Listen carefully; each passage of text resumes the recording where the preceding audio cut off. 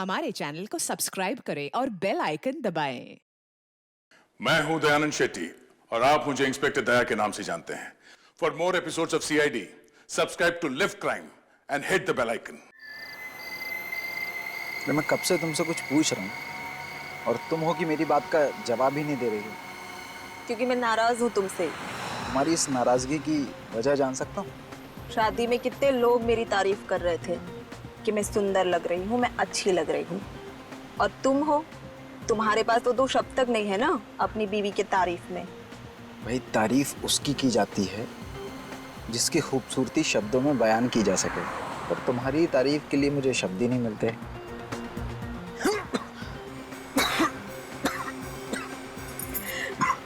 देखा वैभव, जो लोग ज्यादा झूठ बोलते हैं ना, उन्हें ऐसे ही खांसी आती है।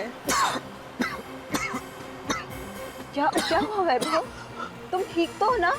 पता नहीं कि ये क्या हो रहा है। मेरी भी अटक रही है।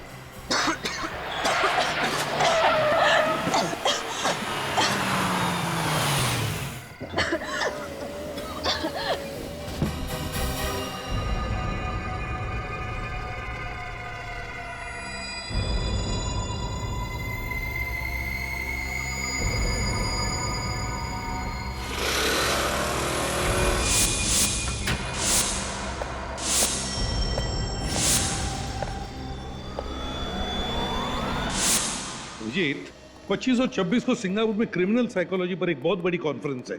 मैं चाहता हूं कि तुम और दया वहां होकर आओ। Morning sir. मॉर्निंग। तुम दोनों इतनी जल्दी सुबह सुबह? सर मैं तो बस अभी अभी आई, पर पंकज शायद कुछ ज्यादा ही जल्दी आ गए हैं आज। अच्छा। सर मुझे थोड़ा जल्दी घर जाना है। नहीं, काम करो, जाओ तो जल्दी। लैपटॉप घर। पंकज क्यों आया था इतनी जल्दी? क्या कर रहा था वो? सर एक्चुअली जब मैं ब्यूरो में आई तब मैंने देखा कि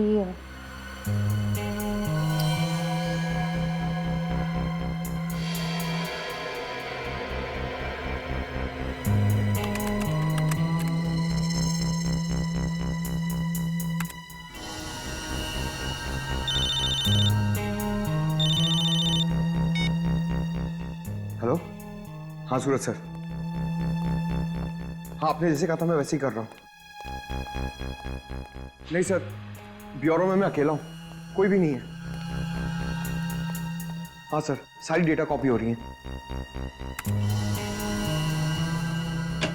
सर कोई आ रहा है, मुझे आपको 2 मिनट फोन करने दो। कौन है वहाँ? पंकज। अरे श्रेया, तुम कब आई?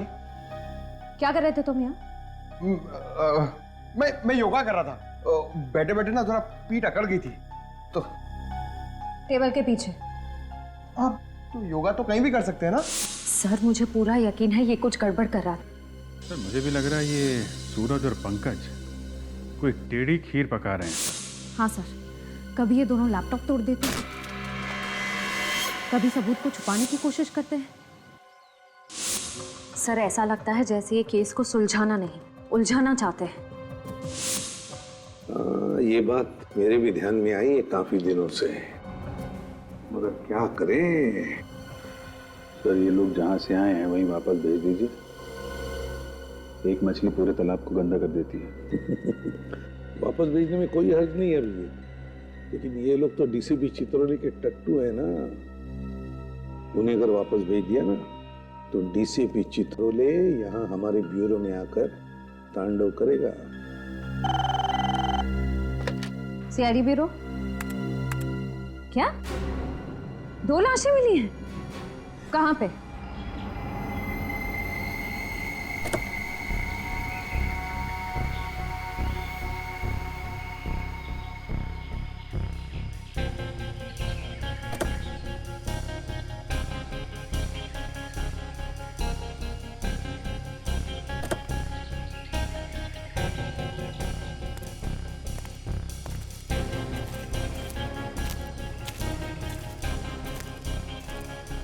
तो तुम लोग श्यामनगर का रास्ता पूछ रहे थे।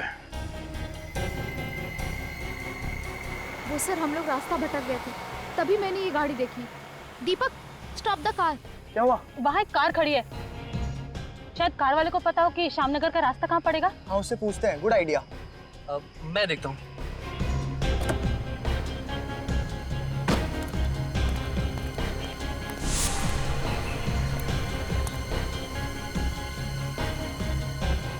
भाई साहब, ये श्यामनगर का रास्ता किधर होगा? हेलो भाई साहब,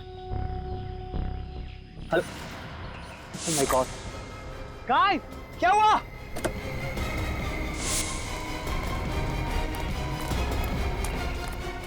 क्या हुआ?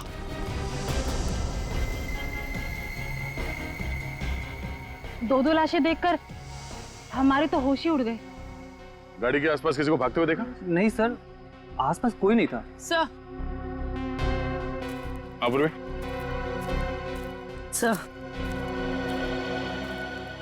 सर, इसके कान पे ये जो निशान है, लगता है किसी ने ईयररिंग खींच के निकाला है। सर, इसके गले पर भी एक निशान है। सर, लगता है मामला लूटपाट का है। हाँ अपूर्वी, सर ये गहने वगैरह शरीर के ऊपर के हिस्से से गायब है। ये पैर में बिछुआ और पायल वैसे का वैसे ही, मतलब खूनी गाड़ी के खिड़की से उसने इस जुर्म को अंजाम दिया है। सर, इन दोनों हस्बैंड वाइफ ने कितने सपने देखे होंगे सर एक दूसरे के साथ अपने भविष्य के लिए, और किसी खूनी ने सिर्फ चोरी करने के लिए इन दोनों को मार दिया। खूनी तुम्हारी तरह भावुक नहीं होते पंकज, वो सिर्फ अपना सोचते हैं, दूसरों का नहीं। कि शरीर पे कहीं भी चोट या जख्म का कोई निशान नहीं है।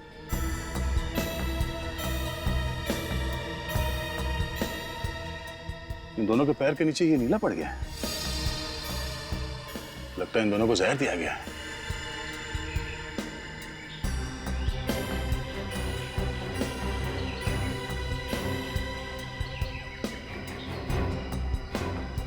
सर,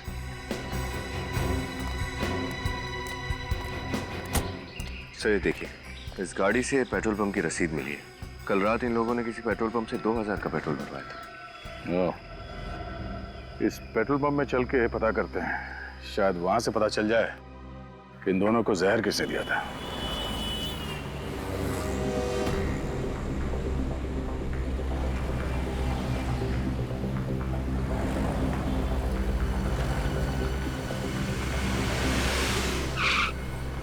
बोलो साहब, कितने का डालूं?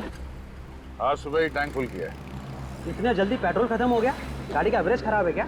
CID की गाड़ी का एवरेज बहुत अच्छा है। फिलहाल तुम इस गाड़ी के बारे में बताओ। हाँ साहब, ये पर्ची तो हमारे यहाँ की है।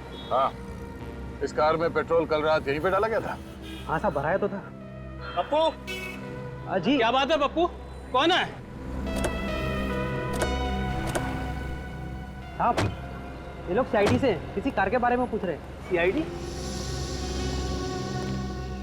क्या बात है सर? कुछ प्रॉब्लम है क्या? बहुत बड़ी प्रॉब्लम है। इस कार में जो हस्बैंड वाइफ कल जा रहे थे, उन दोनों का खून हुआ। खून? किसने किया? यही पता लगाने की कोशिश कर रहे हैं हम लोग। क्या बता सकते हैं कि इनके साथ कोई और भी था या ये दोनों ही थे? मुझे तो नहीं मालूम सर, लेकिन हाँ, गिरीश बता सकता है। कौन गिरीश? वो नाइट की शिफ्ट में काम करता है। जरा इस गिरीश को बुलाना। सॉरी सर, वो तो हॉस्पिटल में है। हॉस्पिटल में? क्यों? वो कल रात को 12 सवा 12 बजे के आसपास अचानक वो गिर गया और बेहोश हो गया। बेहोश हो गया? कैसे? पता नहीं साहब, उसे चक्कर आने लगे थे। इससे पहले कि हम लोग कुछ समझ पाते, वो धड़ाम से नीचे गिर गया। मुझे लगा कि बेचारा 2-2 शिफ्ट में काम कर रहा था, इसलिए थकान की वजह से ऐसा हो गया हो। कौन से हॉस्पिटल में भर्ती है ये? शांति शिविर हॉस्पिटल। शांति शिविर हॉस्पिटल। सर, ये वैभव और शिखा, ये लोग एक शादी से लौट रहे थे सर, जब इन पे हमला हुआ। और सर, हमला होने से पहले रात करीब 12 बजे ये लोग एक पेट्रोल पंप पर पहुंचे, जहां एक अटेंडेंट गिरीश ने इनकी गाड़ी में पेट्रोल डाला और इनके जाने के बाद वो बेहोश हो गया और हॉस्पिटल पहुंच गया। अभिजीत, ये पेट्रोल अटेंडेंट गिरीश का बेहोश होना और फिर उसके बाद में वैभव और शिखा, इन दोनों पर हमला होकर उनकी भी मौत होना, कहीं इन दोनों बातों में कोई कनेक्शन तो नहीं? सर सर मैं अभी अभी हॉस्पिटल में गिरीश को मिलकर आ रही हूँ। डॉक्टर्स का कहना है कि उसकी बेहोशी की वजह थकान नहीं, कोई जहरीला केमिकल है, कोई जहरीली गैस। तो फिर अभिजीत इसका मतलब है कि ये दोनों शादीशुदा इसी जहरीले गैस के चपेट में थे और इन्हीं के जरिए इस गिरीश तक ये जहरीला गैस पहुंच गया। हाँ सर, गिरीश बच गया क्योंकि वो वक्त पर हॉस्पिटल पहुंच गया, लेकिन वैभव और शिखा की किस्मत इतनी अच्छी नहीं थी। मगर ये जहर है कौन सा? है कौन सा ये जहर जो 2 मिनट में आदमी दम तोड़ दे? सर सर इस जहर का नाम है फोलियम ब्यूरोक्साइटिस। हेलो तारिका जी। फोलियम ब्यूरोक्साइटिस। हाँ सर, ये जहरीला केमिकल मुझे वैभव और शिखा के फेफड़ों से मिला है। फेफड़ों में मिला है तो इसका मतलब है अभिजीत कि इन दोनों ही ये जहर किसी चीज से सूंघा है या फिर सूंघाया गया है। हाँ सर, क्योंकि बॉडीज में इंजेक्शन वगैरह का तो कोई निशान नहीं मिला मुझे। वही तो। और पेट में खाने पीने में कोई जहर नहीं मिला? पंकज, जब डॉक्टर तारिका कह रही है कि जहर सिर्फ फेफड़ों में था तो उल्टे सीधे सवाल पूछ कर परेशान मत करो इनको। मालूम है कितनी मेहनत लगती है सब ढूंढने में। अरे आप थक गई होंगी, मैं कुछ मंगाऊं आपके लिए? फिर कभी अभिजीत, आज थोड़ा लेट हो रहा है क्योंकि सालों के साथ पूना गए ना, तो सारी जिम्मेदारी मुझ पर ही है। सर उनके सब पूना गए हैं? ये तो बड़ी अच्छी बात है। मतलब दिन रात काम करके थक गए हैं बेचारे, पुणे गए हैं तो थोड़ा चेंज हो जाएगा।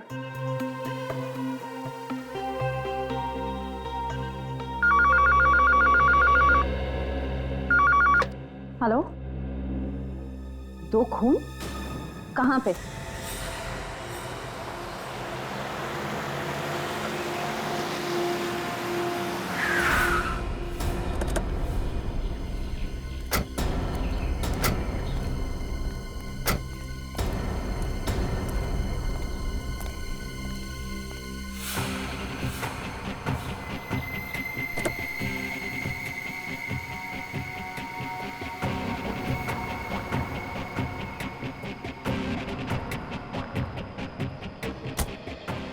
कमाल है, एक ही दिन में 4 खून। मैंने भी ठीक वैसे ही मारा गया जैसे वैभव और शिखा को।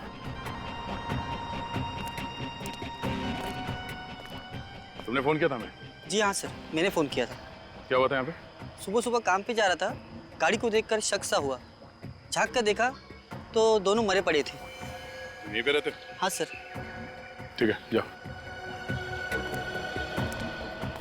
सर, इस खूनी को जल्दी से पकड़ना होगा सर, कहीं और मासूमों की जान ना चली जाए।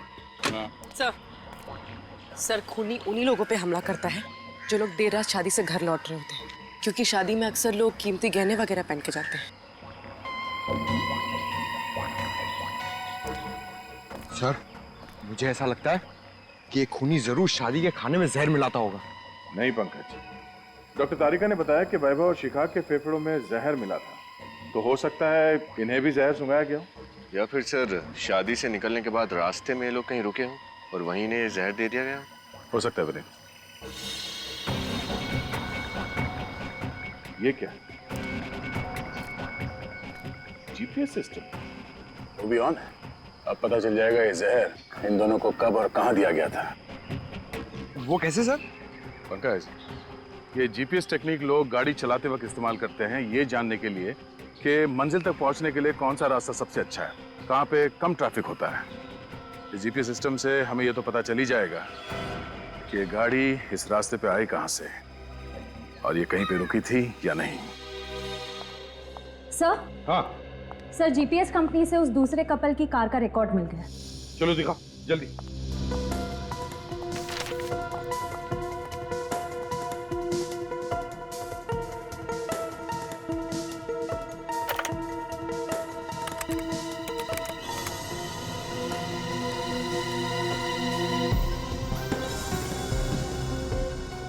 ये देखो अभिजीत, ये है वो शादी का हॉल, इसे हम पॉइंट ए कहते हैं। ये देखो, ये है पॉइंट बी, यहां पर इन दोनों की मौत हुई। सर पॉइंट ए से पॉइंट बी के बीच ये गाड़ी कहीं रुकी नहीं है। इसका मतलब इन दोनों को जहर शादी के हॉल में ही दिया गया है। एग्जैक्टली अभिजीत, ऐसा ही हुआ होगा। ये वैभव और शिखा, ये दोनों भी तो इसी हॉल में गए थे शादी के लिए। अभिजीत, इसका एक ही मतलब हो सकता है कि वहां पर कोई तो है वहां प्रज्ञा बैंक्वेट्स में, जिसने इन लोगों को ये जहर सुंघाया है किसी तरह से।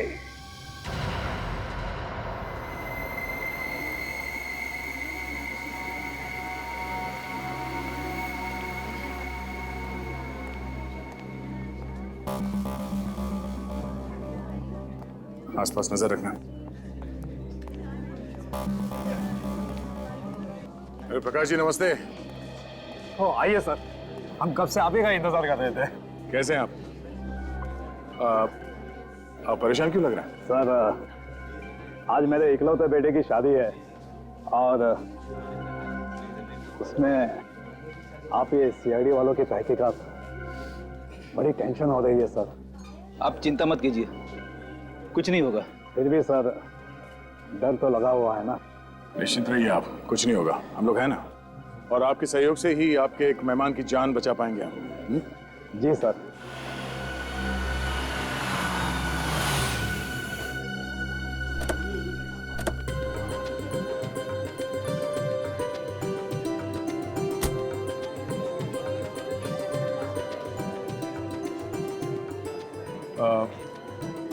हम लोग दूल्हा दुल्हन से मिल लेते हैं। नमस्ते। बधाई हो कुमार साहब। आइए आइए ऋषभ जी, रचना जी वेलकम। थैंक यू, बेटे की शादी बहुत बहुत मुबारक। धन्यवाद जी, आप अपना कीमती वक्त निकाल कर यहाँ पर आए, हमारे लिए तो ये बड़े सम्मान की बात है। अरे कुमार साहब, आते कैसे नहीं? शादी जैसे बंधन में इंसान रोज रोज थोड़ी फंसता है ना? अच्छा, खूब समझ रही हूँ आप क्या कहना चाह रहे हो। अब चले, दूल्हा दुल्हन से नहीं मिलना है? चलिए प्लीज। नमस्ते साहब। नमस्ते मैम साहब।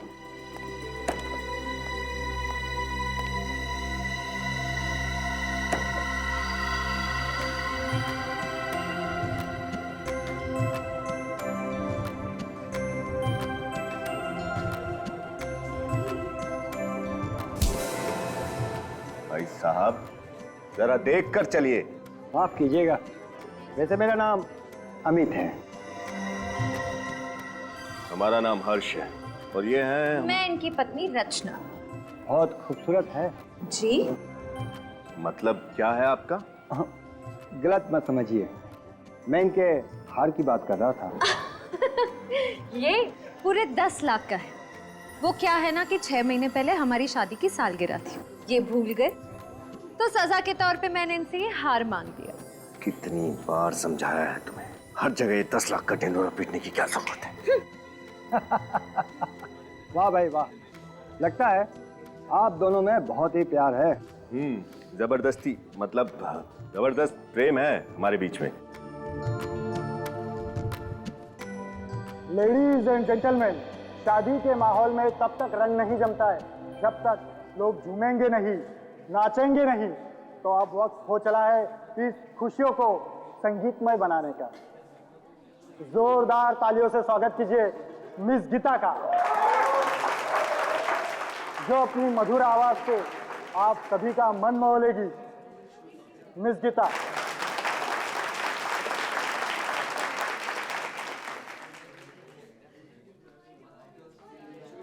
ये लीजिए।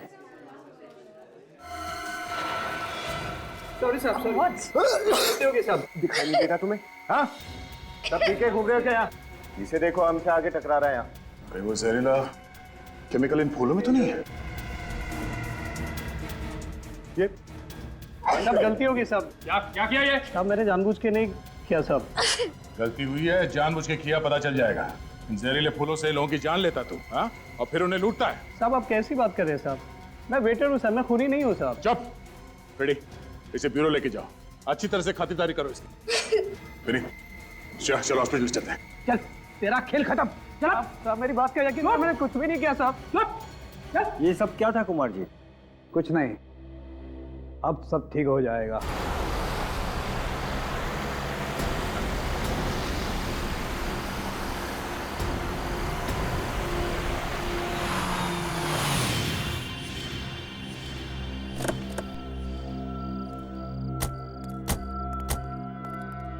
Oh no. रेडी? ए, उठ। सर, निखिल, तुम दोनों को जल्दी हॉस्पिटल ले जाना पड़ेगा। निकालो उन्हें। सर। डॉक्टर साहब, आप कैसी तबीयत है? फ्रेडी और उस वेटर राजू की? इन्होंने शायद कोई जहरीली गैस सूंघ ली थी, जिसकी वजह से वो बेहोश हो गए, लेकिन अभी वो खतरे से बाहर है। हम फ्रेडी से मिल सकते हैं? देखिए, फिलहाल वो होश में नहीं है। मैंने उन दोनों को नींद का इंजेक्शन दिया है, दोपहर तक होश आ जाएगा। ठीक है डॉक्टर, थैंक यू। सर, जरूर ही वही जहरीली गैस है जिससे उन शादीशुदा जोड़ों को मारा जा रहा है। हाँ निखिल, मगर डॉक्टर तारिका ने तो कहा कि जो फूल श्रेया और विनीत पे गिरा था उसमें कोई जहरीला केमिकल नहीं था। इसका मतलब है वो जहरीला केमिकल उस गाड़ी में ही था। लेकिन सर, उस गाड़ी की चाबी हमने किसी भी बैंक्वेट के स्टाफ मेंबर को नहीं दी थी, तो फिर? अब इन सारे सवालों का जवाब उस गाड़ी से ही मिलेगा।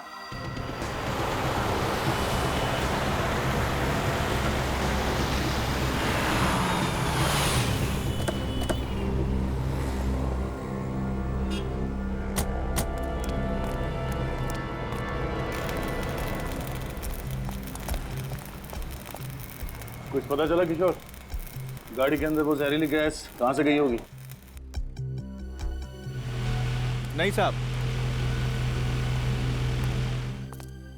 मैकेनिक की नजर से देखकर लगता नहीं है कि इस गाड़ी से किसी ने छेड़छाड़ की है। सब कुछ एकदम बरोबर है। तुमने अच्छी तरह से तो चेक किया है ना, बारीकी हाँ से? साहब, एकदम बरोबर है।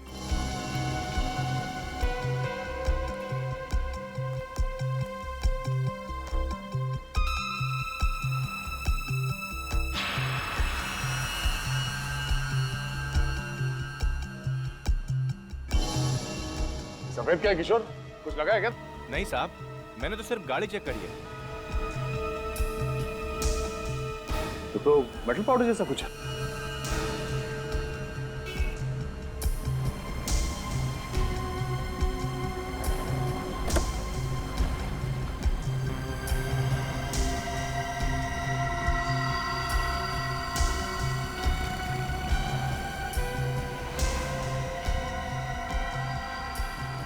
ओह, तो ये चक्कर है। क्या है सर?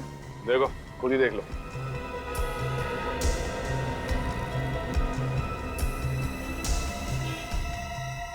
सर, इतना बारीक छेद तो मैग्नीफाइंग ग्लास से ही दिख सकता है। पहले यहाँ दरवाजे पे किसी ने ड्रिल मशीन से छेद किया और फिर उस छेद के जरिए अंदर वो जहरीली गैस डाल दी गई। लेकिन सर, ये ड्रिल मशीन तो बिजली से ही चलती है ना?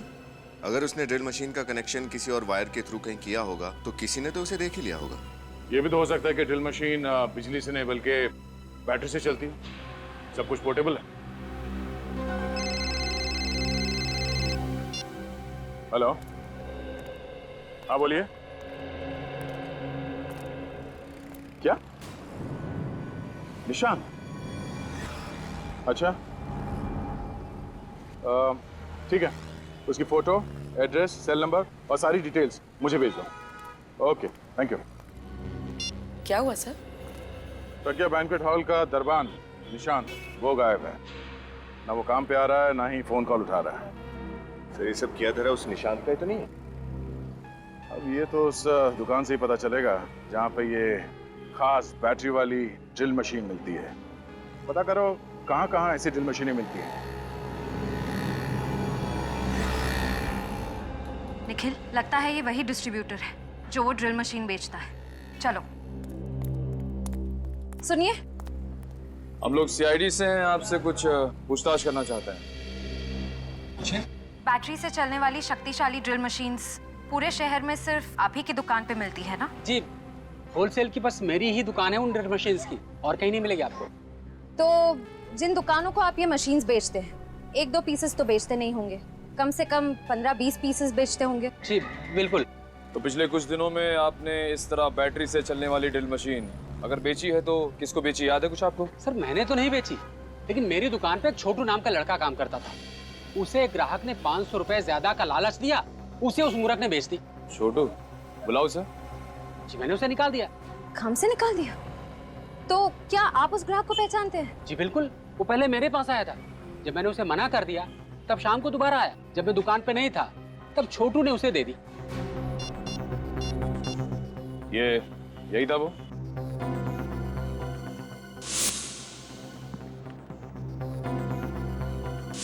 हाँ ये तो है वो।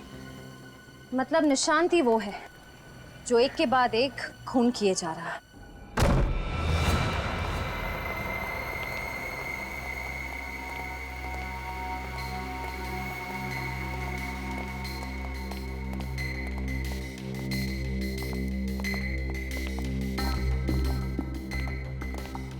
लगता है अपने परिवार के साथ 9 तो 11 हो गया। तलाशी लो घर की अच्छी तरह से।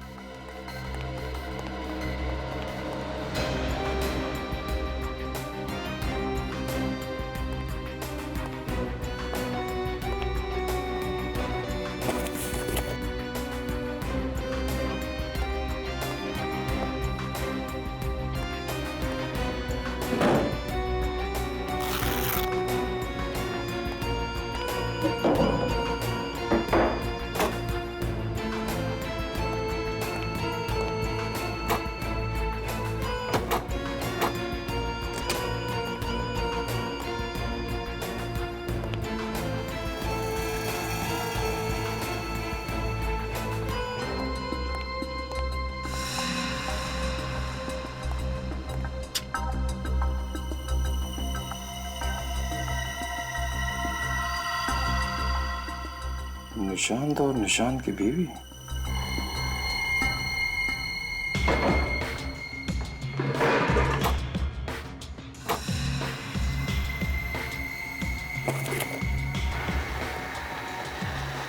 ये है वो पोर्टेबल ड्रिल मशीन जिसे उस कार के दरवाजे पे छेद किया गया। सर। हाँ विनीत। सर ये देखिए, नई वॉशिंग मशीन, नया टीवी और सारा नया नया सामान खरीदा है इस निशांत ने। सर एक दरबान अचानक इतनी कीमती चीजें तभी खरीद सकता है जब उसकी कोई बड़ी लॉटरी लगी हो, या फिर वो गलत कामों में उलझा हुआ है। सर ये इयररिंग अंदर पड़ा हुआ मिला था, शायद शिखा का ही होगा। लगता है निशांत घाई घाई में सामान पैक करते समय ये इयररिंग पैक करना भूल गया।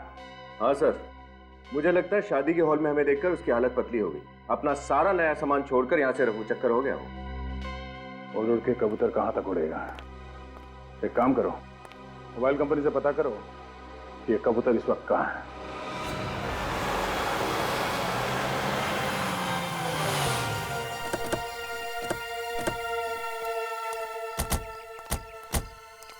सर आखिरी बार निशान का मोबाइल यहीं पर था। यहाँ पे ये देखो,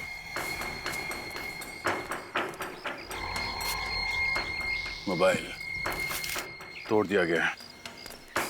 इसमें तो सिम कार्ड भी नहीं है।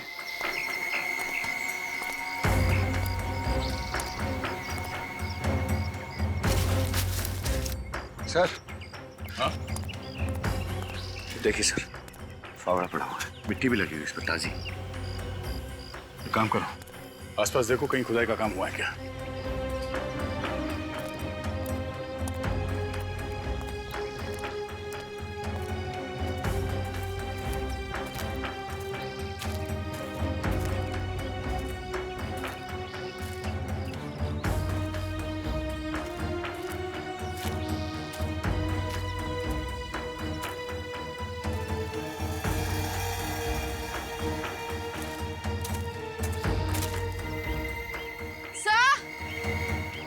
हाँ?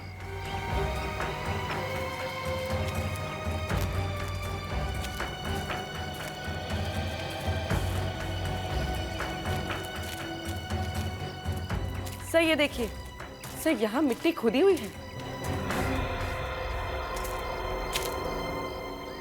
खोदो यहाँ।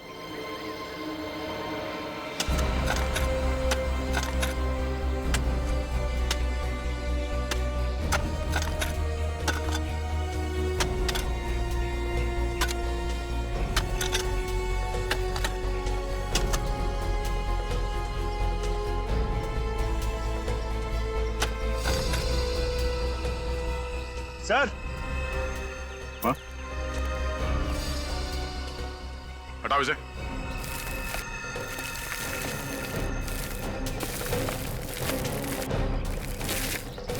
एक मिनट, लाश है, बाहर निकालो उसे।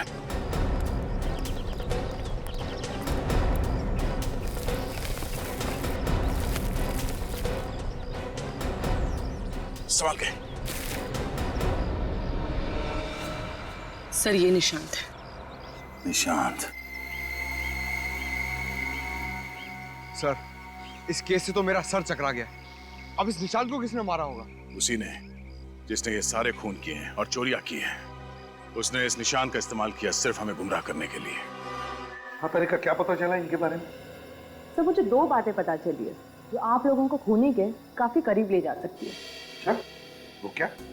तो ये देखिए, इसके गले पे ये खरोचों के निशान जो शायद खूनी के साथ हाथापाई की वजह से हो गए हो। सर उस जंगल में जहाँ पे हमें निशांत की बॉडी मिली थी, वहां पे हमें निशांत का टूटा हुआ मोबाइल भी मिला था।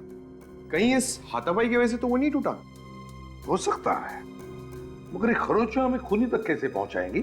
क्योंकि सर इन खरोचों से ये पता चल रहा है कि खूनी कोई लड़का नहीं बल्कि एक लड़की है। लड़की है? वो कैसे? सर इन खरोचों के अंदर मुझे नेल पॉलिश के ट्रेसेस कुछ अंश मिले, और सिर्फ इतना ही नहीं, निशांत के नाखूनों में मुझे चमड़ी मिली है जिसकी डीएनए रिपोर्ट भी यही बता रही है कि खूनी एक लड़की है। नेल पॉलिश की ट्रेसेस मिले, और दूसरी बात क्या है? वो ये कि इसे भी वही जहरीला केमिकल दिया गया था जिससे उन शादीशुदा जोड़ों का खून किया गया था। मतलब इस सारे के पीछे एक ही औरत है, एक ही औरत जिसने वो सबूत भी निशांत के घर में रखे और फिर इसे जंगल में बुलाकर मार डाला। और ये सारा का सारा काम इतनी सफाई के साथ किया कि पूरा शक निशांत पे जाए।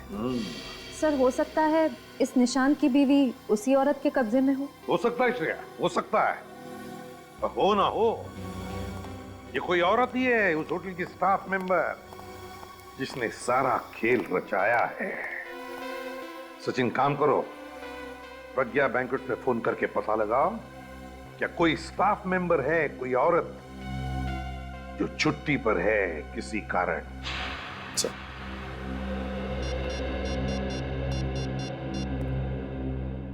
हेलो, हाँ मैनेजर साहब जी। अच्छा ये बताइए कि आपके फीमेल स्टाफ की कोई मेंबर कल से छुट्टी पे है क्या? जी क्या? ओके, आपकी मदद के लिए बहुत बहुत शुक्रिया जी, थैंक यू सर। मैनेजर के हिसाब से एक लड़की है जो कल अचानक छुट्टी पे निकल गई। मतलब कोई तो औरत है होटल की स्टाफ जो छुट्टी पर है।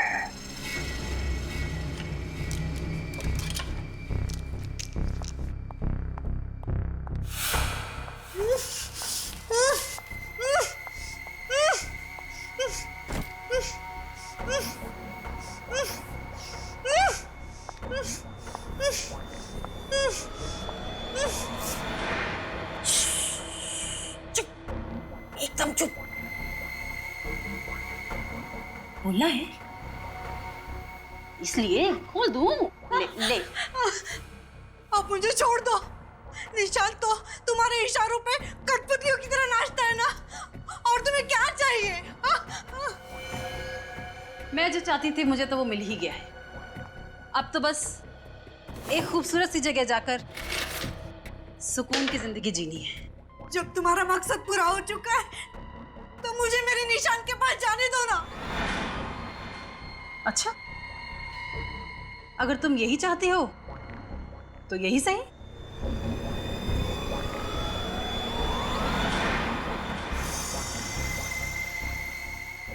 ये क्या कर रही हो?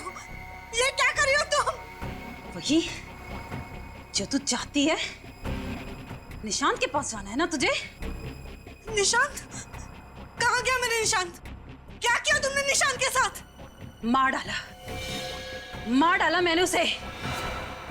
नहीं, नहीं, ऐसे नहीं हो सकता, ऐसा नहीं हो सकता। ये सच नहीं है ना? हाँ, नहीं, नहीं, नहीं, मत करो ऐसे। नहीं, मत करो ऐसे, मत करो ऐसे, मत करो तुम। नहीं, नहीं।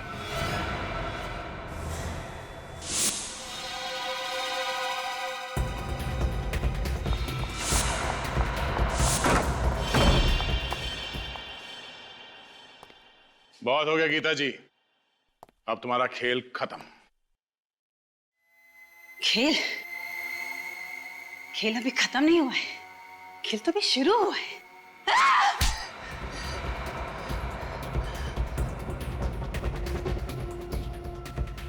बहुत शौक चढ़ा है ना खेल खेलने का। हाँ, मैंने ही किया है ये सब। इन सभी हत्याओं के पीछे मेरा ही हाथ है, क्योंकि मैं सोना लूटना चाहती थी, अमीर बनना चाहती थी। अमीर बनने के लिए, पैसा पाने के लिए 5-5 खून किए तुमने, हैं? क्या यही एक रास्ता था तुम्हारे पास अमीर बनने का? ऐसा नहीं है सर कि मैंने शराफत का रास्ता नहीं अपनाया,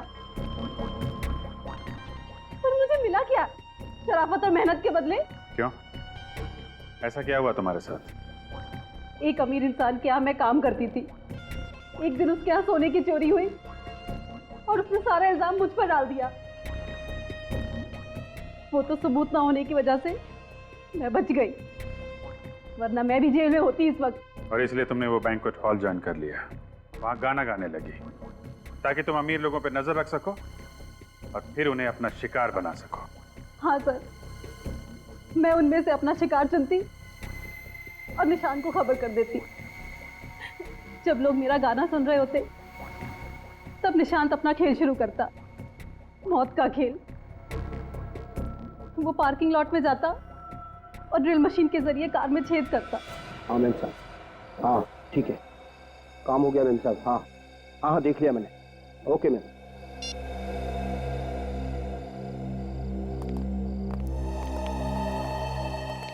जरा ध्यान रखना, मैं आता हूँ।